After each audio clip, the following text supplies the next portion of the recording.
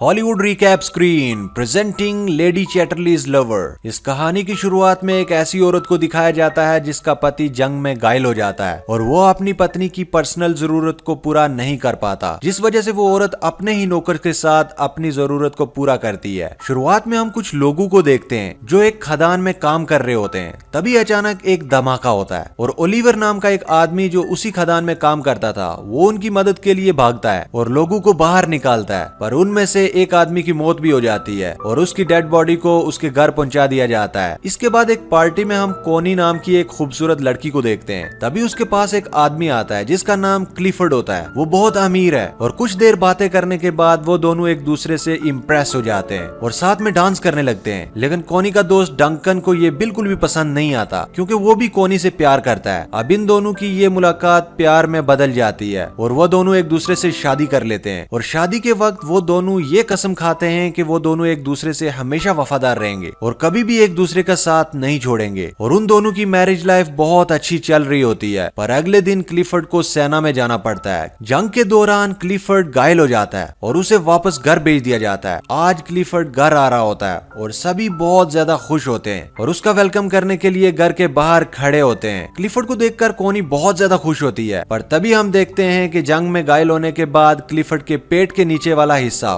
पूरी तरह से पैरालाइज हो चुका है। अब क्लिफर्ड अपनी हालत से लाचार है और वो थैंक यू बोलकर अंदर आ जाता है। कोनी क्लिफर्ड को जिंदा देखकर खुश तो हो रही होती है, पर वो अंदर ही अंदर बहुत दुखी भी होती है। उनकी खुशियों भरी जिंदगी में कभी ऐसा मोड़ भी आएगा ये किसी ने कभी नहीं सोचा था। इस बात से दुखी होकर क्लिफर्ड खुद को मारने की कोशिश भी करता है, पर तभी कोनी उसे रोक देती है और वो उसे विश्वास दिलाती है कि वो हमेशा उसके साथ रहेगी। अब इसके दूसरी तरफ हम ओलिवर को देखते हैं जो अपनी मंगेतर को लेटर लिख रहा होता है। इस बार ओलिवर किसी खदान में काम नहीं कर रहा होता, बल्कि इस बार वो जंग में था। कुछ दिनों बाद जब ओलिवर अपने घर जाता है तो वो अपनी मंगेतर को किसी दूसरे आदमी के साथ देख लेता है और वो उसे बिना मिले ही वहाँ से चला जाता है। कुछ दिनों बाद ओलिवर काम मांगने के लिए क्लिफर्ड के पास जाता है। जब क्लिफर्ड उससे बात कर रहा होता है तो उसे पता चलता है कि ओलिवर जंग में उसी के अंडर काम करता था। क्लिफर्ड इससे काफी इम्प्रेस होता है और वो ओलिवर को उनके पक्षियों का ख्याल रखने का काम दे देता है। अपाहिज होने की वजह से क्लिफर्ड अपने लिए एक गाड़ी भी खरीद लेता है और जब वो उसमें बैठकर घूमता है तो उसे लगता है कि मानो उसके पैर वापस आ गए हैं। एक दिन वो कोनी के साथ ओलिवर के पास जाता है। ओलिवर जंगल में बने हुए एक कॉटेज में रहता है और पक्षियों की देखभाल करता है। वहाँ पहली बार कोनी ओलिवर को देखती है। वहाँ से वापस आते वक्त कोनी ओलिवर को इशारा देती है, पर ओलिवर उसे समझ नहीं पाता। अगले दिन एक मेड कोनी के पास आती है और उसे बोलती है कि ओलिवर अपने कॉटेज की चाबी मांग रहा है। इस पर कोनी खुद उसे चाबी देने के लिए उसके पास जाती है। जब कोनी ओलिवर के पास पहुंचती है तो ओलिवर उससे ठीक से बात नहीं करता और उसे बोलता है कि आपको तकलीफ उठाने की कोई जरूरत नहीं थी। कोनी को भी ओलिवर की इस बिहेवियर पर गुस्सा आ जाता है और वो गुस्से में वहाँ से चली जाती है। अगले दिन ओलिवर कोनी को एक लेटर लिखता है जिसमें वो अपने बर्ताव के लिए उसे माफी मांगता है। इसके बाद कोनी फिर से उससे मिलने के लिए उसके कॉटेज में जाती है जहाँ पर ओलिवर अपनी शर्ट उतार कर काम कर रहा होता है। जब कोनी उसके बदन को देखती है तो उसके भी तन बदन में आग लग जाती है। ये देखकर कोनी खुद को कंट्रोल नहीं कर पाती और वो ओलिवर के पास जाने लगती है, पर तभी ओलिवर भी उसे देख लेता है और अपनी शर्ट वापस पहन लेता है क्योंकि वो कोनी की इज्जत करता है। कोनी को वो जगह बहुत पसंद थी, इसलिए वो ओलिवर को बोलती है कि मैं हर रोज यहाँ पर पेंटिंग करने आऊंगी। इस पर ओलिवर उसे बताता है कि मैं ये जगह आपके लिए साफ कर दूंगा और मैं किसी और जगह चला जाऊंगा। कोनी ओलिवर से गुस्सा हो जाती है और वहाँ से जाने लगती है, लेकिन तभी बारिश आ जाती है, इसीलिए ओलिवर के साथ उसके कॉटेज में चली जाती है जहाँ वो दोनों आग जलाकर खुद को गर्म करने लगते हैं। पर तभी ओलिवर वहाँ से उठ जाता है क्योंकि वो कोनी के इरादे समझ रहा होता है। कोनी पूछती है कि तुम मुझसे दूर क्यों भाग रहे हो? ओलिवर कहता है कि मैं तुमसे दूर नहीं भाग रहा, बस मैं डर रहा हूँ क्योंकि अगर क्लिफर्ड को हमारे बारे में पता चल गया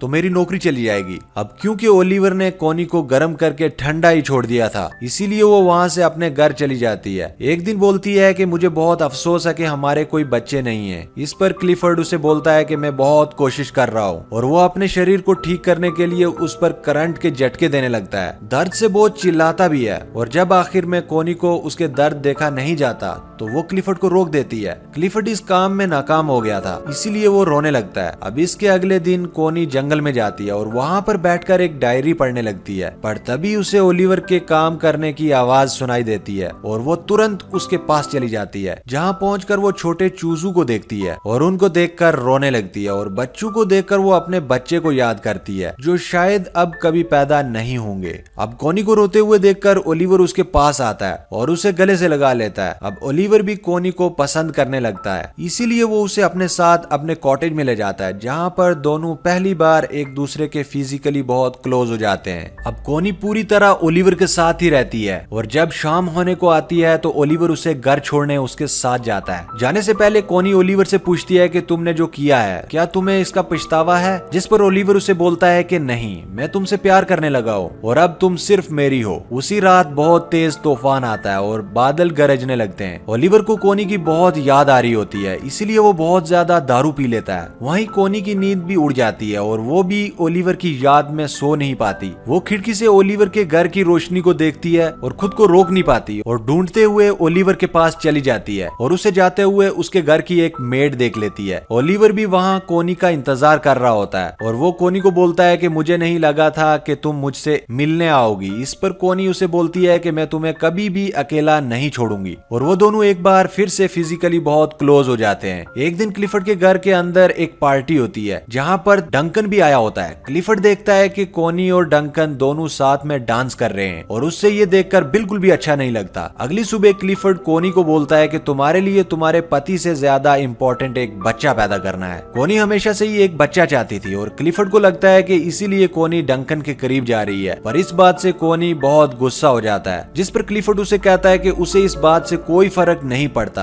कि तुम किसी से भी बच्चा पैदा करो, बस वो बच्चा मेरा होना चाहिए। अब इस बात से गुस्सा होकर कोनी ओलिवर के पास चली जाती है और उसके साथ दोबारा वो दोनों फिजिकली बहुत क्लोज हो जाते हैं। एक दिन कोनी को पता चलता है कि वो प्रेग्नेंट है, तो इस बारे में क्लिफर्ड को बताती है और वो ये सुनकर बहुत खुश होता है और वो कोनी से उस आदमी का नाम पूछता है, पर कोनी उससे आदमी का नाम नहीं बताती। एक दिन क्लिफर्ड ओलिवर से मिलने उसके पास जाता है और वो कोनी को भी अपने साथ चलने को बोलता है। अब वो दोनों जा ही रहे होते हैं कि तभी ओलिवर पीछे से आता है और वो कोनी को किस करने लगता है। अब ये दोनों किस कर ही रहे होते हैं, पर तभी क्लिफर्ड कोनी को आवाज लगाता है। दरअसल क्लिफर्ड की गाड़ी कीचड़ में फंस जाती है। तभी वहाँ पर ओलिवर आता है और वो उसकी गाड़ी को धक्का लगाने लगता है, पर इसी दौरान वो जोर जोर से खांसने लगता है। दरअसल ओलिवर जब खदान में काम करता था तो उसके लंग्स खराब हो गए थे। अब फाइनली ओलिवर उसकी गाड़ी को कीचड़ से निकाल देता है और खांसता हुआ वहाँ से चला जाता है। थोड़ी देर बाद कोनी ओलिवर के पास आती है तो ओलिवर उसे गुस्से में बताता है कि उसने 12 साल तक उसकी खदानों में काम किया और अपने लंग्स खराब किए और इसके बाद उसे जंग के लिए फ्रांस भेज दिया गया। वो बोलता है कि मेरी लाइफ तुम लोगों जैसी नहीं है, इसीलिए तुम अपने पति के पास चली जाओ। अब एक दिन कोनी की मेड ओलिवर के कॉटेज में जाती है जहाँ उसे कोनी की डायरी मिलती है और उसे डायरी को देखकर समझ आ जाता है कि कोनी के पेट में जो बच्चा है वो ओलिवर का है। एक दिन क्लिफर्ड आने वाले बच्चे की खुशी में अपने घर पर एक पार्टी रखता है, पर तभी वहाँ पर वही मेड आती है और वो बता देती है कि कोनी के पेट में जो बच्चा है वो ओलिवर का है। क्लिफर्ड ये सुनकर बहुत नाराज हो जाता है। इसके बाद कोनी उस मेड के पास जाती है और उसे पूछती है कि तुम्हें ये बात किसने बताई, पर इस पर वो मेड इसे कुछ जवाब नहीं देती। अब कोनी को लगता है कि शायद इस मेड को ओलिवर ने बताया होगा। वो उसे बोलती है कि उसने उसे कुछ नहीं बताया। अब इस पर कोनी रोने लगती है और वो उसे बोलती है कि मैं ओलिवर से बहुत प्यार करती हूँ। मेड कोनी से माफी मांगते हुए बोलती है कि जल्दी ओलिवर के पास जाओ वरना तुम्हारा पति उसे मार देगा। ये सुनकर कोनी भागती हुई ओलिवर के आउट हाउस में जाती है और देखती है कि वहाँ पर कोई नहीं था। ये देखकर कोनी रोने लगती है, पर तभी वहाँ पर ओलिवर आ जाता है और ये देखकर कोनी बहुत खुश हो जाती है और उसे गले से लगा लेती है। इसके बाद हमें दिखाया जाता है कि कोनी क्लिफर्ड के घर पर आती है जहाँ पर कोनी उसे डाइवोर्स मांगती है, पर क्लिफर्ड उसे मना कर देता है और ओलिवर को बुलाने के लिए बोलता है। पर जब ओलिवर वहाँ पर आता है तो वो दोनों आपस में बहस करने लगते हैं और फाइनली कोनी और ओलिवर क्लिफर्ड के घर को छोड़कर चले जाते हैं। उनके जाते वक्त क्लिफर्ड वहाँ पर आता है और कोनी को तलाक देने के लिए मान जाता है। अब कोनी और ओलिवर क्लिफर्ड से बहुत दूर चले जाते हैं और हमेशा हमेशा के लिए साथ रहते हैं। इसी के साथ ये कहानी, ये फिल्म यहीं पर खत्म हो जाती है। उम्मीद करते हैं कि ये कहानी आपको पसंद आई होगी।